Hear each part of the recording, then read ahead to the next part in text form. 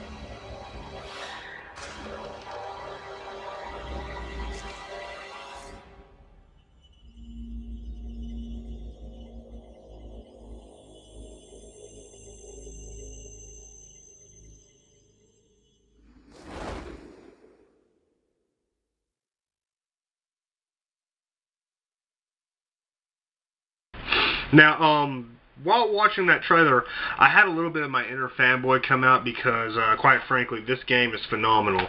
If you haven't gotten a chance to play Eternal Darkness, then you're really missing out on one of the true gems of the GameCube library. By no means was it a system seller, but it's one of these games that has become a cult classic. You know, while other people were like, oh, Super Smash Brother, you know, I don't care. I got Eternal Darkness. This is a very, very well done horror adventure game. And the horror in and of itself isn't exactly like you would expect with games like Silent Hill or games like Resident Evil. The horror itself is more on the level of the game fucking with you. The game has a number of systems implemented to mess with you as a player. Things will happen to your character as you progress through the game. If you don't play a certain way and you let your character's sanity get too low, random things will happen, like bugs crawling across your TV screen, or the volume turning down, or you go to save and it's like your memory card has been deleted. What? Random things like that. Now, I don't know how they intend to implement certain situations like this in this game. As of right now, it's only been announced for the Wii U and the PC. Like, fine. If this game only comes out on the Wii U, I might fucking give the Wii U a chance. But you guys know my opinion on that particular console. Anywho, if it does get announced for the PS3 and the 360, that's going to be really good for other users. I really hope it does. I don't know what all they're planning to do with this game. I think one thing they really should do is just possibly, just maybe, do an HD release of this, or put it on the disc, or, something. Get Eternal Darkness to people.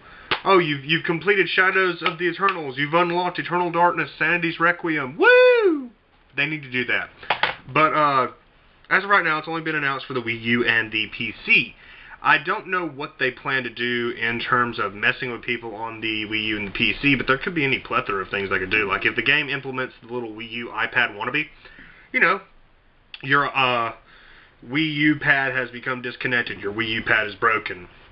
You could be playing the game and you have the Wii U pad, and all of a sudden weird shit flashes on the pad to freak you out, or something like that, or, just things like that. The game in and of itself was very good at incorporating player fear. There wasn't a lot of spooky situations. There was, I think, one jump scare. Eternal Darkness in and of itself follows the tale of, I don't know how well you guys can see the back of this case, the chick over here. It follows Alex Roivas and her family, her ancestors, other individuals fighting against this ancient evil, these Cthulhu-esque gods. And it's very well told. But the only jump scare I remember was one part where you're first exploring the old mansion. I haven't played the game in a while. I can't remember. I think it was her father's mansion. But you're exploring it, and you come up to one of the bathtubs, and boom, spooky thing, Alex is dead in a pool of blood in the bathtub. That was the one jump scare I could remember. It wasn't like the monsters themselves were scary. They're very very strange creatures that do instill fear, but me myself have been playing games for a long time, so they never actually outright scared me.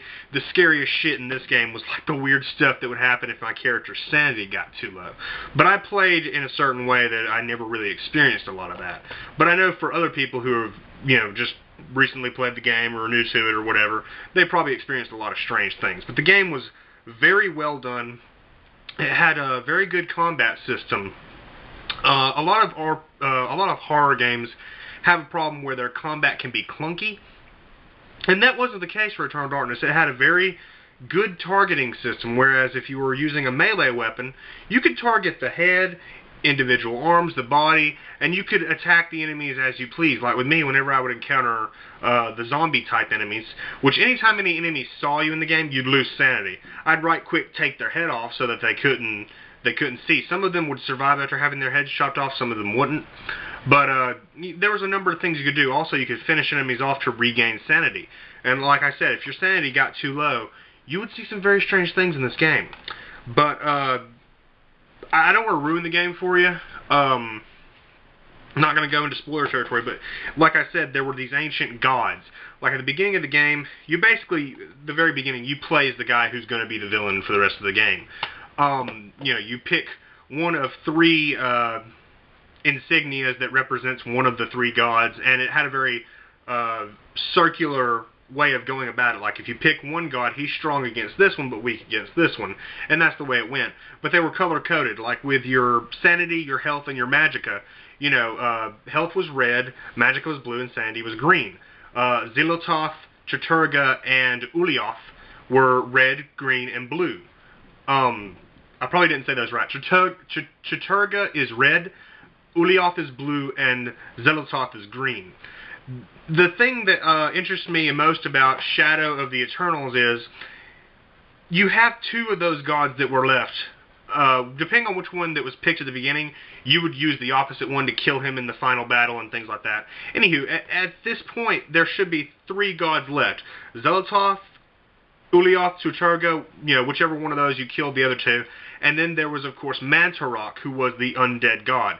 One cool thing about Eternal Darkness is you could replay the game on a New Game Plus mode and pick a different insignia. And once you got done picking all 3 insignias, going through the game 3 times, I believe you unlocked Mantaroks. And it was just really cool stuff that they did in that. But Mantarok was the corpse god. He never really did anything, but he was always there manipulating people, and it was very cool. He's a very creepy god. And when I say gods, I know a lot of y'all are thinking of random things, those of you that haven't played Eternal Darkness. Chaturga can be described as a giant lobster. That's what he looks like. He's a giant lobster. Ulyaoth is like a giant jellyfish. Xylototh, God, I can't remember too well, but he's weird looking. Look this shit up. But Mantarok was basically the corpse god, and he spent all of his time inside one chamber, and his flesh and everything was all over the chamber. It was this in the middle of this big gaping mouth, and there was eyes, and it was just really creepy and cool looking. But Eternal Darkness, good story, good gameplay, good scares, and of course the player insanity, which is something that I think Nintendo really should have patented. I don't know if they did or not, but I haven't seen this in any other game ever. The only place you'll find player insanity is in this one. There are other games like the Suffering series that uses hallucinations, strange story elements like in a very recent game, Spec Ops: The Line, which, your character has a huge twist. I don't want to ruin that for those of you that haven't played it. But character insanity is something I've only seen in Eternal Darkness. For Shadows of the Eternals, I have no idea what they're going to do in terms of gameplay and story, but I really hope that they stick close to the Eternal Darkness roots. I want to see something that introduces new lore while also retreading a little bit. I want a little bit of retreading just to establish what you're getting in for. Because like I said, Eternal Darkness, you spend a lot of time in Eternal Darkness going through history. This is like millennia of people fighting against this evil. And it's just really cool going through different character arcs. That's one reason I'm not really big on the World War Z movie, because it's just Brad Pitt and zombies. If you've read the book, you know that it takes place through many people's experiences, and that's what the game did. You had Alex Roivas, who was always the overarching character, but you also had other characters. And I haven't played the game in a long time, so I can't really tell you all the characters I remember, but I remember you played as this guy on the back, one of her other ancestors. I can't remember his name. You played as a... I remember this guy too. I can't remember any of their names because I haven't played this game in a while. I might have to replay it. I think a young priestess, a young Arab warrior who traveled to one of the temples to do something for a concubine. You played as time progressed, you played as more modern characters like a fireman who was attending a fire. Fuck. He was firefighting, and he fell through a hole into one of the tombs. And, you know, he had a fire axe. And what was really cool about that part of the game, there's guns in the game too, by the way. Yeah, you found a dead soldier, and you picked up like an assault rifle, and I was like, yes! And I thought, I'll be able to own the monsters. No, they still kicked your ass. But you had several different story arcs, and that's what I want to see for Shadow of the Eternals. The name itself, for me, means that there might be some overarching, encompassing evil, and it's casting a shadow. And with the Eternals, I know it's talking about some sort of god. I don't know which one. But I want to see a situation in which you witness what happens over eons through different characters. In the trailer itself, I only saw like one character here, and then some other characters. I don't know who is main and what's going on. But the essence of Eternal Darkness was, of course, a very Cthulhu-esque, overarching story. Good gameplay. I mean, this game, not only was it very decent with combat, it had really good puzzles. There was a lot of things you had to do. This game has one of the most in-depth magic systems you'll see, and for the time, for the GameCube, it was very amazing. You made your own magic. As you progressed through the game, you would find circles of power. Like when you start off, you've only got a triangle. It's three. You had a point here, a point here, and a point here. And what you would do is you would put your runes into the circle of power and make a magic spell. Like if you wanted a healing spell, you would put one rune here, and one here. So it's like self, heal, and then a rune of power to give it strength. And as you found bigger circles, you'd be like, okay, self, heal, power, power, power, power, and it would heal you more. And with different runes, you could do different things. You could summon creatures, you could summon zombies, you could summon brutes, you could cast magic attacks, you could regain sanity, refill your magic, refill your health. It was a very in-depth magic system, and I want to see this return. That was one of the things about Eternal Darkness was magic. Magic is something that these days in certain games is very flimsily done. Like I've borrowed Skyrim from Taylor, and the magic in this game is just laughable in my opinion. Like Eternal Darkness trumps Skyrim in terms of magic just because you crafted your own magic, you learned new spells, all these cool things. Like when I first found out I could summon a zombie, I was like, really? I'd summon the zombie and send him ahead of me to see if there was anything in the room I had to worry about. But the game itself was really good, and I want to see more of this in Shadow of the Eternals. I want to see a very strong, robust magic system. I want to see the same robust combat system. I want a story that'll overarch with several characters and culminate in something, you know, if it culminates in anything half as good as the ending of this game, which is fucking phenomenal, then it'll be fucking Game of the Year material right there. But I'm worried. I'm worried, not because it's on the fucking Wii U, that's a mute point right now. Fuck it. I'm worried because when they release sequels to games, I always have a little bit of a fear because I'm afraid that it could ruin the original product. Eternal Darkness Sanity's Requiem is a relatively old game now. It's cult classic status.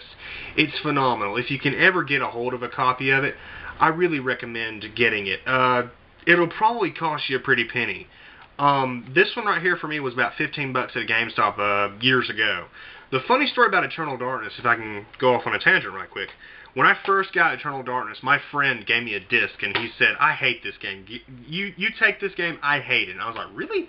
I played it and I was like, oh, that's a pretty fun little game. But, you know, I eventually sold it, and then I came online, and I was like, oh shit, Eternal Darkness is something good. And of course, when I found it at GameStop, I bought it, and I think it was $15. If you find a copy, it's worth every penny. It is classic. It is survival horror, adventure, a great story, a plethora of characters. I just remembered another one. One of the coolest boss fights in the game is where you play as a World War II soldier, and he's in a cathedral you return to several times. And it's so creepy, the atmosphere, when the power goes out, one of the shells hits and just knocks the power out for the entire city block. And your character, you know, you're using different items to fight and fend off and solving puzzles and trying to find out what's going on. This character fights one of these Cthulhu-esque monsters, and if you've played Cthulhu, if you know Cthulhu lore, these things are very imposing, and he fights it with magic. You had to use a magic attack, and I remember making my circle of power and attacking this thing. It was so good. I say you return to that cathedral because earlier in the timeline, when you're playing the game, you play as a priest, and really freaky shit's going on in that cathedral. And I'm not going to tell you what happens to the priest. A lot of people that are in this game, a lot of the characters you play as, they don't have happy endings. But the ending of the game itself, it really does fulfill their character arcs, and you will have a greater sense of satisfaction. This game is phenomenal. I can't sing its praises enough. I absolutely love this title. It's fun, it's scary, it's innovative as all fuck. And if I remember correctly, when I completed it, it is dedicated to someone. And I've seen many games that have been dedicated to people, like really bad games too. I couldn't think of a better game to dedicate to someone that you cared about. This is a great game, and I just hope that Shadow of the Eternals keeps the feeling going, keeps the lore intact, and branches it out. That's what I want to see. So, I don't know what's going to happen with the Shadows of the Eternals. I just really hope it doesn't ruin the franchise, because like I said, useless sequels happen a lot. Like, who the fuck was asking for Kane and Lynch 2? Nobody, exactly. But releasing a sequel so long after the original product, a lot of people probably don't even know what Shadow of the Eternals is. And that's why I wanted to make this video. I know of a few other YouTubers that have made videos. I thought I'd put my 2 cents in. You guys know I hate the Wii U. I give a fuck less about that console. But if this game comes out only for the Wii U and PC, which I don't play PC at all, I'll have to get the fucking Wii U, I might give it a chance. That might be the one game that sells the system for me. But I'm just hoping that the game is good. It looks good. That trailer looked phenomenal. I don't have any problems with it. But I have to wait till we see some gameplay. I want to see all the things that were in Eternal Darkness implemented into this game and just make it as great as it can be. Have a lot of weird stuff to fuck with the player. Like I said, if you're playing on the Wii U, the little pad thing you're just looking at the TV and all of a sudden flashing. What the fuck was that? Like your inventory's here and your runes of power and stuff, and you're just like, that's weird. If you're playing on PC, let's say you download this shit off Steam and you're playing it, and all of a sudden it's like, your Steam account has crashed. What? That kind of thing. If it does get to be released on PS3, 360, or the Xbox 720 and PS4, have a plethora of creepy things happen. Like if it's on the 360, 720, whatever, you know, you have achievements pop up like, you're gonna die. What? Like, I saw a comment section where somebody was like, can they make it stimulate the red ring of death? That'd be so creepy if you're playing the game and all of a sudden your ring starts going red and like, oh shit. That'd be really creepy. Just a number of things that would instill the player insanity. If you let your sanity get too low, scary shit happens. I really am hoping for this game. I'm trying to be optimistic. I'm worried. I'm optimistic. We got to see what they're going to do. But with Shadow of the Eternals coming out, with The Evil Within, you know, being announced, we have a lot of hope for the horror genre, which, honestly, this generation, like, it started off pretty good, and then it just kind of fucking destroyed. Fear 3 was terrible. Resident Evil 6, I liked it, but it's not scary at all. I really hope for some good horror that'll give me some bang for my buck in the future. And of course, if it's only on the Wii U, I'm gonna have to fucking get it because I love this game. I love it. As Noah Antoine would put it, I would have sex with a disc if my dick would fit. I hope that you've enjoyed this video. If I have sang the praises for Eternal Darkness enough, I need you guys to go check this game out. If you can find a copy of it, well worth every penny. I understand it's probably going to run some of you up a lot. It's worth it. Great game. I would have said back when the GameCube was still selling and was still new, if I had known about this game then and known how great it was, I would have said it would be a system seller. I got the PS3 for Demon Souls, the 360. Jesus Christ, I don't even know what I got the 360 for. This game would have been a system seller, but it's a cult classic right now because a lot of people didn't know about it, and I'm hoping to spread the word. Check this game out, and I hope that Shadow of the Eternals is good, but I have to wait and see more gameplay. Hope you enjoyed the video. Check out Eternal Darkness. Check out that trailer, and everybody take care.